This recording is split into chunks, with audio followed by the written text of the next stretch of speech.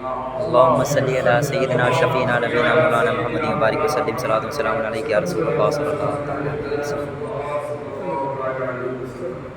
ایک دفعہ اور نبی اور علی نبی کی بارگاہ میں درود و سلام کا نذرانہ پیش کریں۔ اللهم صل على سيدنا شفيعنا نبينا مولانا محمد وبارك وسلم۔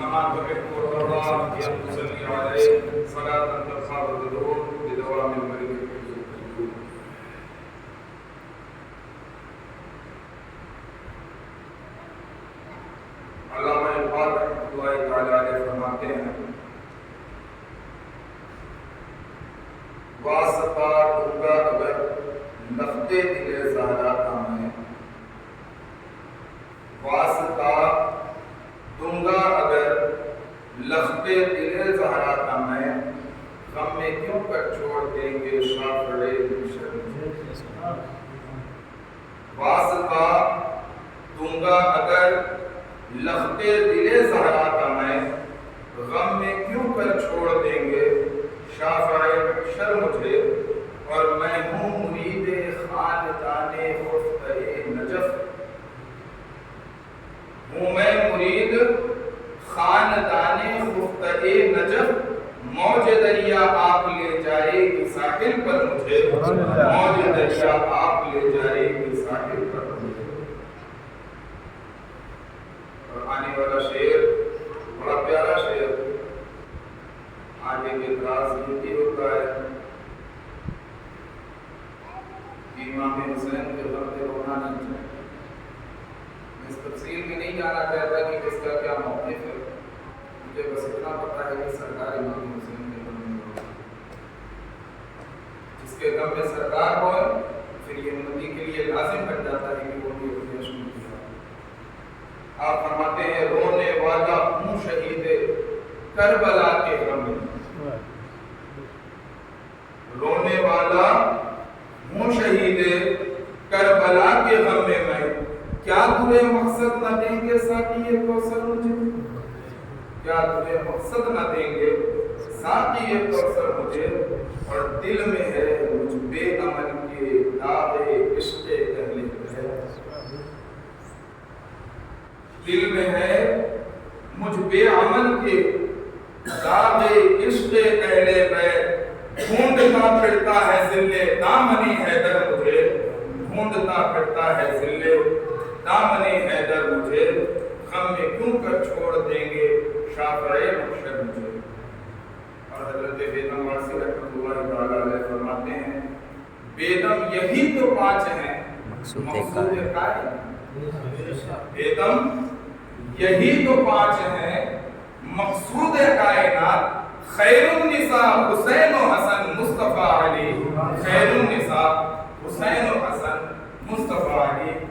اور اعلیٰ حضرت عظیم البرکت رحمۃ اللہ تعالیٰ علیہ ارشاد فرماتے ہیں کیا بات رضا اس چمنستان کرم، کیا بات رضا اس چمنستان کرم کی، زہرا ہے کلی جس میں حسن اور حسین پھول، زہرا ہے کلی جس میں حسن اور حسین پھول۔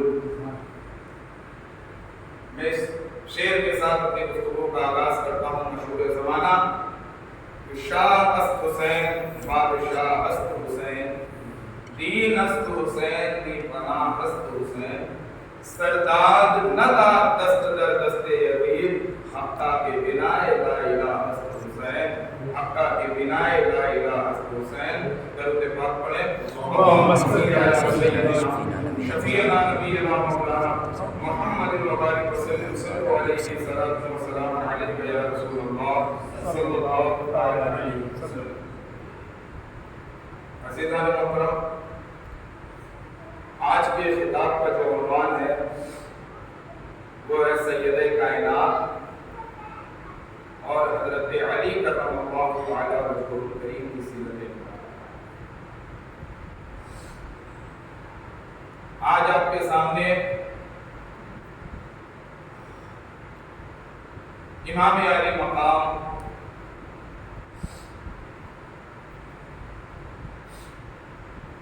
جس باغ کے پروردہ ہیں، جس باغیچے کے پھول ہیں،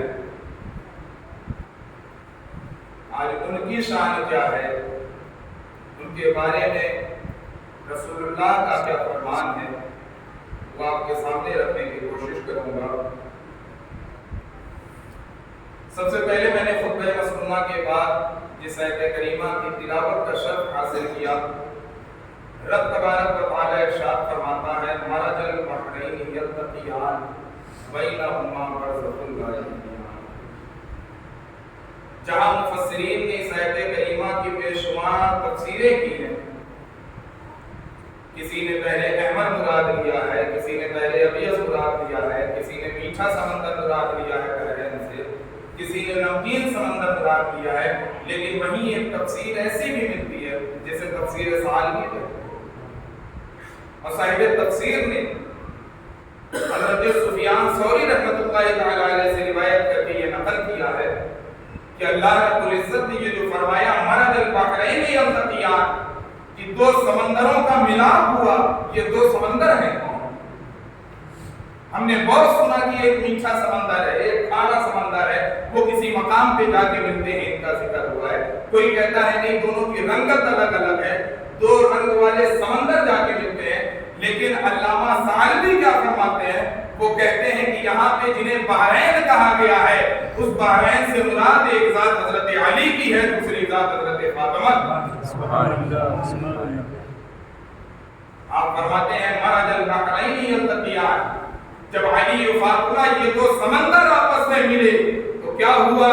یخرج منہم اللؤلؤ والمرجان، اللہ رب العزت اس کے نتیجے میں ایک موتی لولو عطا فرماتا ہے، ایک موتی مرجان عطا فرماتا ہے۔ یہ لولو کیا ہے؟ یہ مرجان کیا ہے؟ ہم نے تفسیر میں یہی پڑھا کہ لولو ایک موتی ہوتا ہے، مرجان ایک موتی ہوتا ہے، بیش قیمتی موتی ہوتا ہے، لیکن علامہ سعدی نے ہمیں پہچان کرائی ہے کہ بیش قیمت کہتے کسے؟ بیش قیمت وہ ہوتا ہے جس کی کوئی قیمت نہ ہو۔ علامہ سعدی فرماتے ہیں کہ یہاں لولو سے مراد حضرت حسن کی ذات ہے، مرجان سے مراد حضرت حسین۔ سبحان اللہ۔ اللہ رب العزت فرماتا ہے کہ جب علی و فاطمہ کا ملاپ ہوتا ہے، بیچ میں ان دونوں کی ایک آیت آتی ہے بینہما برزخ لا یبغیان، ان دونوں کے درمیان ایک برزخ ہے جس سے وہ آگے نہیں بڑھتے ہیں۔ وہ برزخ کیا ہے؟ وہ فرماتے ہیں کہ وہ سرکار دو عالم صلی اللہ علیہ وسلم کے ساتھ کہ سرکار نے ان دونوں کے لیے جو حد کھینچ دی ہے اس حد سے نہ وہ ایک قدم آگے بڑھتے ہیں نہ ایک قدم پیچھے۔ سبحان اللہ۔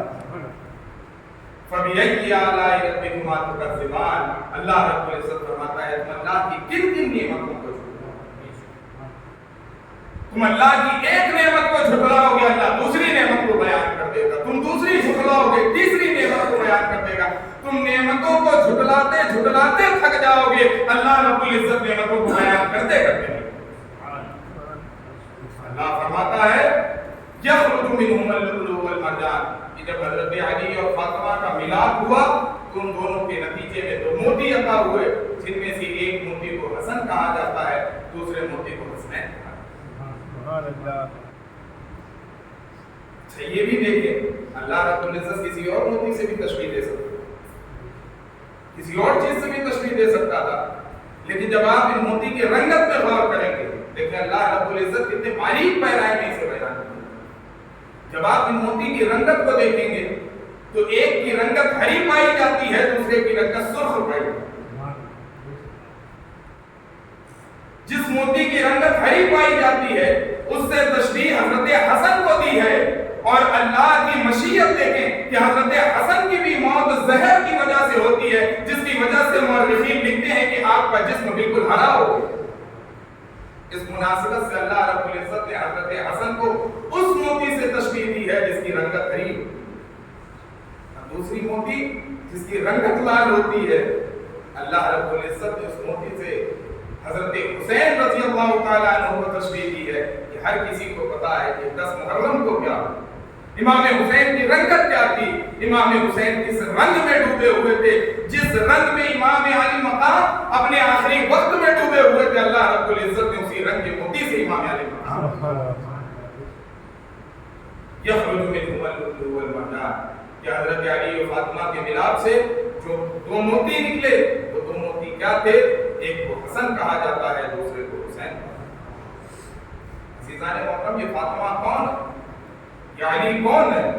जब तक हम इनके मकाम और मर्तबे को नहीं समझेंगे तब तक हम कमा हक़्क़हू इमाम अली मकाम के मुकाम।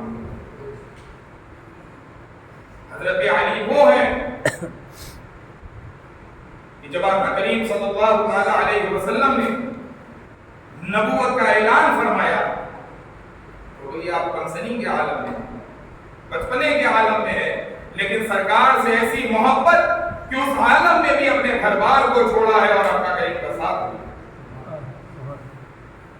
वो अली की हिजरत की शब जब कुफ्फार नबी करीम सल्लल्लाहु अलैहि वसल्लम के घर का मुहासरा किए हुए थे, चारों तरफ से घेरे हुए थे कि मोहम्मद अरबी जैसे ही अपने घर से निकलेंगे हम उनका माज़अल्लाह रब्बिल आलमीन काम को माफ कर देंगे। लेकिन आका करीम सल्लल्लाहु अलैहि वसल्लम ने बहुत खुदाबंदी हजरत अली से कहा कि ए अली, आज की शब तुम्हें मेरे बिस्तर पर सोना। मेरे अजीजों, हजरत अली सवाल कर सकते थे, या रसूल अल्लाह, आप मुझे बिस्तर मर्द पर सोने के लिए कह रहे हैं, उस बिस्तर पर सोने के लिए कह रहे हैं जिस पर मौत मंडरा रही है, दुश्मनों की तलवार का साया है। लेकिन अली का ईमान बोल रहा था कि जब नबी करीम हमें अपने बिस्तर पर लिटा दें तो किसी ताकत में ये जरूरत नहीं है कि वो अली का बाल बेटा कर।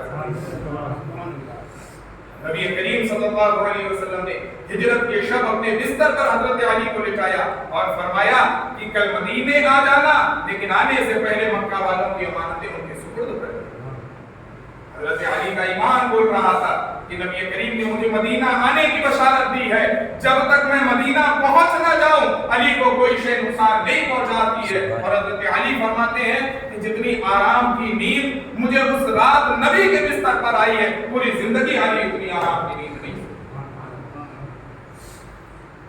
वो अली कि जब लोग हिजरत करके मदीना पहुंचे, तमाम सहाबा इकराम को आका करीम सल्लल्लाहु अलैहि वसल्लम ने उनके दरमियान रिश्ते मुआखात कायम कर दिया। ये क्या था?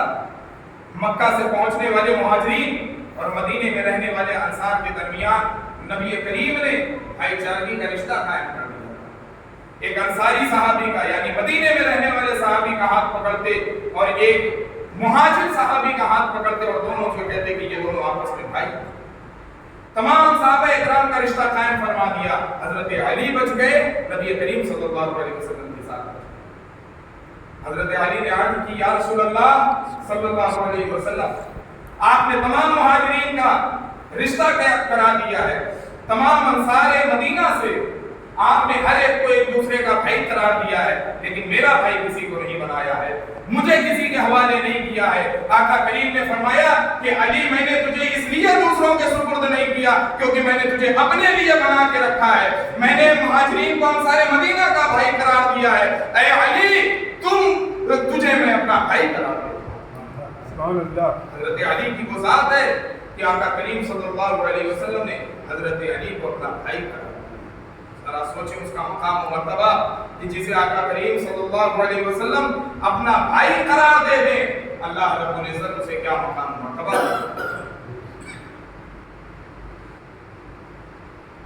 इसी तरीके से एक मौका आता है, जंग उहुद का मौका। इस मौके पर तमाम लोगों को पता है कि उस जंग में एक ऐसी कैफियत आई थी कि मुसलमानों के पांव उखड़ गए। आका करीम सल्लल्लाहु अलैहि वसल्लम ने चंद सहाबा इकराम को एक रास्ते पर बिठा दिया था और उनसे कहा था कि यहां से मत हिलना।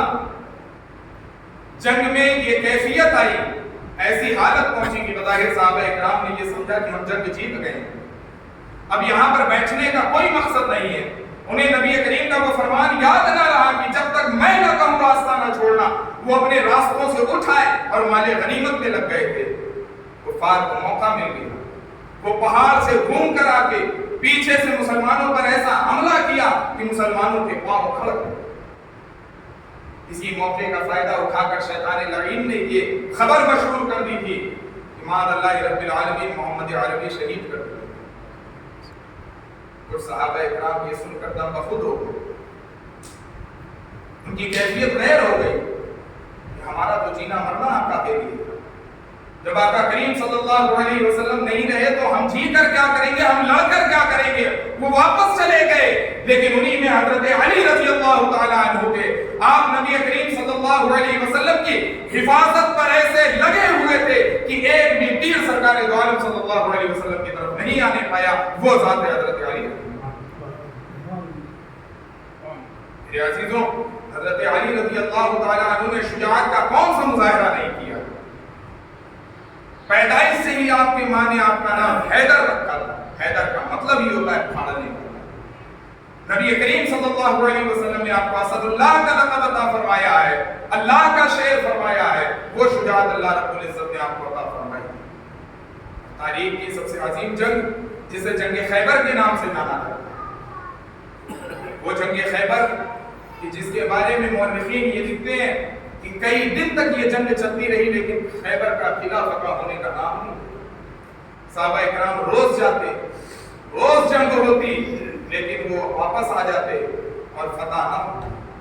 آخر میں ایک دن سرکار دو عالم صلی اللہ علیہ وسلم نے فرمایا کہ کل صبح میں ایسے شخص کے ہاتھ پر علم دوں گا، اسے اپنا سپہ سالار بناؤں گا جسے اللہ پسند کرتا ہے، اللہ کا رسول پسند کرتا ہے، وہ بھی اللہ کو اور اس کے رسول کو پسند کرتا ہے، وہ میدان جنگ میں ڈٹ کر مقابلہ کرنے والا ہے، بھاگنے والوں میں سے نہیں ہے۔ میں ایسے شخص کے ہاتھ میں کل یہ جھنڈا آتا۔ صحابہ اکرام فرماتے ہیں کہ ہم لوگوں نے بڑی بے چینی کی حالت میں رات گزاری کہ نہ جانے کل صبح سرکار دو عالم صلی اللہ علیہ وسلم کسے جھنڈا عطا فرمائیں گے۔ ہر شخص یہ سوچتا تھا کہ آج شاید مجھے جھنڈا ملے گا، شاید صبح مجھے جھنڈا ملے گا، لیکن جب صبح ہوئی تو آقا کریم نے پوچھا کہ علی صحابہ نے عرض کی یا رسول اللہ ان کو آنکھ کی بیماری ہے، وہ آنکھ کی تکلیف میں مبتلا ہے، اس لیے وہ آرام کر رہے ہیں۔ آقا کریم نے فرمایا کہ جاؤ علی کو بلا کر دو۔ صحابہ اکرام گئے، حضرت علی کو لے کر آیا، آقا کریم نے اپنا لعاب مبارک حضرت علی کی آنکھ پر لگایا۔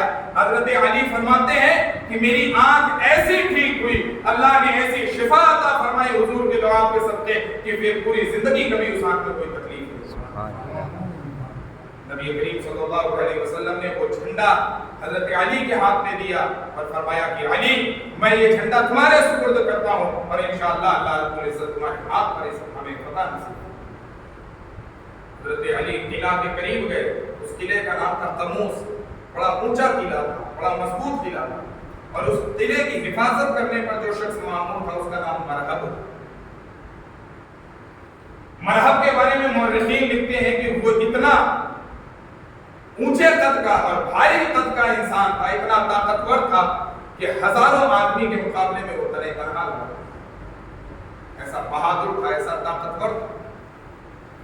حضرت علی رضی اللہ تعالیٰ عنہ جب میدان جنگ میں گئے، بتاتے ہیں کہ وہ مرحب جو میدان جنگ میں اترا تو کسی شیر کی طرح دہاڑ رہا تھا، ایسا محسوس ہو رہا تھا، اس کے نتنے پھول رہے تھے۔ لیکن جب مولا علی کے مقابلے میں آیا تو روایت میں آتا ہے، میں تفصیل نہیں کرتا، مختصر کرتا ہوں، روایت میں آتا ہے حضرت علی نے تلوار کا ایک ہی وار کیا کہ وہ تلوار اس کے سر کو پھاڑتے ہوئے زمین پر چلی گئی اور مرحب کو دو ٹکڑے میں۔ لوگ حیران رہ گئے حضرت علی کی شجاعت کو دیکھ کر کہ وہ مرحب جو ہزاروں کا مقابلہ تنے تنہا کرتا تھا، علی نے تو اسے گاجر مولی کی طرح کاٹ کر دو ٹکڑے میں کر دیا ہے۔ یہ حضرت علی کو اللہ رب العزت نے شجاعت کا، یہ شخصیت ہے حضرت علی رضی اللہ تعالیٰ عنہ کی کہ وہ جنگ خیبر کا قلعہ جس کا دروازہ 40 اور 50 لوگ مل کر کھولا کرتے تھے، حضرت علی ایک ہاتھ سے اٹھا کر اسے ڈھال بنا کر یہ شخصیت حضرت علی رضی اللہ تعالیٰ عنہ کی، اور سب سے بڑی فضیلت جو اللہ رب العزت نے حضرت علی کو عطا فرمائی ہے وہ کیا ہے؟ آقا کریم صلی اللہ تعالیٰ علیہ وسلم نے حضرت علی کا ہاتھ پکڑا اور فرمایا من کنت مولاہ فعلی کن، جس کا میں مولا اس کے علی مولا۔ مولا کی تفصیل آپ کرتے رہے، بہت سارے معنی ہیں، لیکن میرا ایمان کہتا ہے کہ وہاں پہ آقا نے علی کو کسی اور معنی میں۔ حضرت عمر آگے بڑھے اور حضرت علی کا ہاتھ پکڑ کے کہا کہ اللہ رب سرکار دو عالم صلی اللہ علیہ وسلم نے جسے لوگوں کا مولا کہا ہے، عمر بھی اپنا مولا اسے تسلیم کرتا ہے، اور آپ نے ہاتھ اٹھا کر کہا ہے کہ جس کے علی مولا ہے جس کے نبی مولا ہے، علی اس کے مولا ہے اور عمر کے بھی مولا ہے علی۔ عزیزان محترم، یہ شخصیت اللہ رب العزت نے یہ شان و شوکت آپ کو عطا فرمائی تھی، اور اسی کے دوسرے جانب سیدہ فاطمہ۔ کون سیدہ؟ وہ سیدہ جس کے بارے میں سرکار دو عالم صلی اللہ علیہ وسلم ارشاد فرماتے ہیں کہ فاطمہ میرے جگر کا ٹکڑا ہے، میرے گوشت کا ٹکڑا ہے۔ اگر کوئی فاطمہ کو تکلیف پہنچاتا ہے، اگر فاطمہ کو کوئی تکلیف پہنچتی ہے تو وہ تکلیف مجھے ہوتی ہے، میرے دل کو وہ تکلیف پہنچتی ہے۔ کوئی فاطمہ کو ناراض کرتا ہے، در حقیقت وہ مجھے عزیزوں، حضرت فاطمہ سلام اللہ تعالی علیہا اللہ نے کیا شان عطا فرمائی۔ حضرت فاطمہ رضی اللہ تعالی عنہا، ہر عورت پہ ایک کیفیت طاری ہوتی ہے۔ انہیں معلوم ہوگا کہ ہر بالغ عورت پر ایک ایسی کیفیت طاری ہوتی ہے جس کی وجہ سے 3 سے لے کے 10 دن تک ان پر نمازیں معاف ہو جاتی ہیں۔ کوئی عورت اس چیز سے نہیں بچی ہے، حتیٰ کہ حضرت مریم پر یہ کیفیت طاری ہوتی تھی، لیکن اللہ رب العزت نے نبی کریم صلی اللہ علیہ وسلم کے نور نظر کو، لخت جگر کو اس عیب سے پاک رکھا ہے۔ اور فاطمہ تنے تنہا وہ اکیلی عورت ہے جو سال کے 365 دن اللہ رب العزت کی عبادت کرتی ہے۔ سبحان اللہ۔ آپ پر کوئی ناپاکی کے ایام طاری نہیں ہوئے تھے، اللہ رب العزت نے ہر اعتبار سے آپ کو پاک۔ یہی وہ فاطمہ ہیں کہ جب میدان محشر میں آپ کی آمد ہو، یوں تو روایت میں آتا ہے کہ میدان محشر میں جو بھی آئے گا برہنہ آئے گا، ننگا ہوگا، لیکن حضرت فاطمہ جب آئیں گے تو ان کے جسم پر لباس ہوگا۔ اور صرف لباس ہی نہیں ہوگا، جب حضرت فاطمہ رضی اللہ عنہا اپنی قبر مبارک سے اٹھیں گی، اللہ رب العزت ندا کرے گا، اے اہل محشر اپنی نگاہوں کو جھکا دو، کیونکہ فاطمہ نبی کی پیاری بیٹی فاطمہ تشریف لا رہی ہے۔ تمام اہل محشر اپنی نگاہوں کو جھکا دیں۔ وہ فاطمہ کہ جن کے سر کو کبھی آسمان نے نہیں دیکھا، کبھی چاند و سورج نے نہیں دیکھا، کبھی آپ کے بے پردگی کے عالم میں کسی نے نہیں دیکھا، بلکہ روایت میں آتا ہے کہ جب سرکار دو عالم صلی اللہ علیہ وسلم امتیوں کے لیے، اس گنہگار امتیوں کی مغفرت کے لیے غار میں جا کر اللہ رب العزت کی عبادت کرتے تھے، 3 دن سے آپ کو غار میں جا کے اللہ کی عبادت کر رہے تھے، کسی کو پتا نہیں تھا کہ سرکار کہاں چلے گئے۔ مدینے کے لوگ تلاش کرتے پھرتے، کبھی ادھر جاتے کبھی ادھر جاتے، لیکن سرکار کا کوئی پتا نہیں چلتا۔ صحابہ اکرام ایک دن تلاشتے ہوئے نکلے، وہاں پہ ایک چرواہا نظر آیا، اس سے پوچھا کہ کیا تم نے آقا کریم یعنی اس گلیا والے کسی شخص کو دیکھا ہے؟ انہوں نے کہا کہ ہمیں اس کے بارے میں تو علم نہیں ہے، ہاں لیکن قریب سے کسی شخص کے رونے کی آواز آتی ہے، وہ رونا اتنا دردناک ہوتا ہے، اتنا درد ہوتا ہے، اتنا سوز ہوتا ہے اس کے رونے میں کہ اس کے رونے کی آواز سن کر ہماری بکریوں نے چرنا چھوڑ دیا، ہمارے بکریوں نے کھانا پینا چھوڑ دیا ہے، ہماری بکریوں نے گھاس کو منہ لگانا چھوڑ دیا ہے، ہم تو صرف یہی جانتے ہیں کہ کوئی ایسی دردری آواز سنو۔ سرکار صحابہ کرام جان گئے کہ وہ کوئی اور ذات نہیں ہے، سرکار کی ذات آپ کے پاس پہنچے، کہا سرکار گھر تشریف لے چلے۔ سرکار نے فرمایا کہ جب تک میں امت کی مغفرت نہیں کرا لوں گا میں گھر نہیں جاتا ہوں۔ صحابہ کرام اصرار کرتے رہے، آقا کریم نہیں راضی ہوئے، حضرت فاطمہ کو لایا گیا۔ حضرت فاطمہ نے عرض کیا کہ بابا جان سجدے سے سر اٹھائیے ورنہ فاطمہ اپنے سر سے چادر تطہیر کو ہٹا دے گی۔ جب آقا کریم نے یہ بات کو سنا تو فوراً سجدے سے سر کو ہٹا دیا، لیکن فاطمہ کے سر سے چادر نہیں ہٹی۔ پردے کا یہ عالم ہے۔ حضرت فاطمہ رضی اللہ تعالیٰ عنہ فرماتی ہیں کہ میری نگاہ میں در حقیقت عورت تو وہی عورت ہے جس نے نہ کبھی کسی غیر محرم کو دیکھا اور نہ کبھی کسی غیر محرم سے کلام کیا۔ یہ حضرت فاطمہ کی شان، یہ حضرت علی کی شان، اور جب ان دونوں کا ملاپ ہوا تو اللہ رب العزت نے ان دونوں کے صدقے میں حضرت حسن اور حضرت حسین کو اس دنیا میں بھیجا۔ اللہ رب العزت نے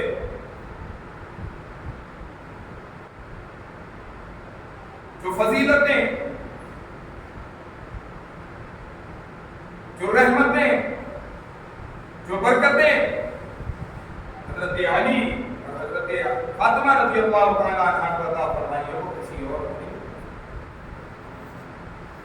میرے عزیزوں، شریعت کا ایک مسئلہ ہے قرآن پاک کی نص فَانكِحُوا مَا طَابَ لَكُم مِّنَ النِّسَاءِ مَثْنَىٰ وَثُلَاثَ وَرُبَاعَ، نکاح کرو تمہیں جو پسند ہو، ایک نکاح کرو، دو نکاح کرو، تین کرو، چار کی اجازت شریعت۔ سرکار دو عالم صلی اللہ علیہ وسلم نے حضرت علی کے لیے قید لگا۔ آپ فرماتے ہیں کہ علی وہ دنیا والوں کے لیے ہے کہ وہ 4 تک چاہے نکاح کر سکتے ہیں، لیکن جب تک تیرے نکاح میں میری بیٹی فاطمہ ہے، فاطمہ کے ہوتے تیرے لیے دوسرے نکاح کے بھی اجازت۔ صحابہ نے سوال نہیں کیا یا رسول اللہ آپ تو نص کی مخالفت کر رہے ہیں، آپ تو قرآن کی مخالفت کر رہے ہیں، کیونکہ صحابہ ہم سے اور آپ سے رسول اللہ سے زیادہ رسول اللہ کو جانتے تھے، ہم سے اور آپ سے زیادہ قرآن کو سمجھنے والے تھے، کیونکہ وہ جانتے تھے کہ سرکار صاحب شریعت ہیں، جسے چاہے حلال قرار دیں، جسے چاہے حرام قرار دیں۔ اوروں کے لیے 4 نکاح بیک وقت حلال تھا، حضرت علی کے لیے فاطمہ کی موجودگی میں دوسرا نکاح بھی تھا۔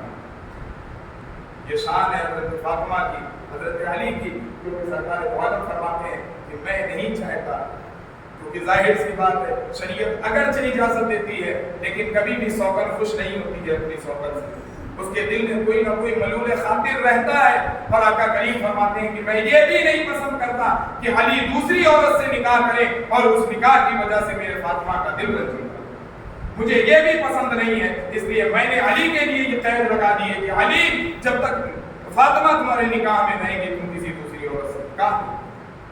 عزیزان محترم، یہ دونوں شخصیتوں کا جب اجتماع ہوتا ہے، جب یہ دونوں شخصیتیں جمع ہوتی ہیں تو اللہ رب العزت ان کے صدقے میں ایک حسن دیتا ہے، ایک حسین دیتا ہے، جس سے آگے سرکار دو عالم صلی اللہ علیہ وسلم کی نسلیں چلی ہیں۔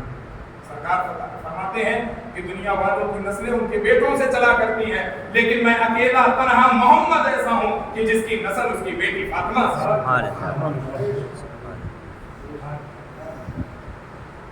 حضرت فاطمہ کے یہ حسن، یہ حسین، یہ دونوں بیٹے وجود میں آئے، اور اس کے آگے کیا واقعات پیش آئے وہ تمام باتیں آپ کے سامنے تفصیل کے ساتھ آنے والے ایام میں رکھی جائیں گی۔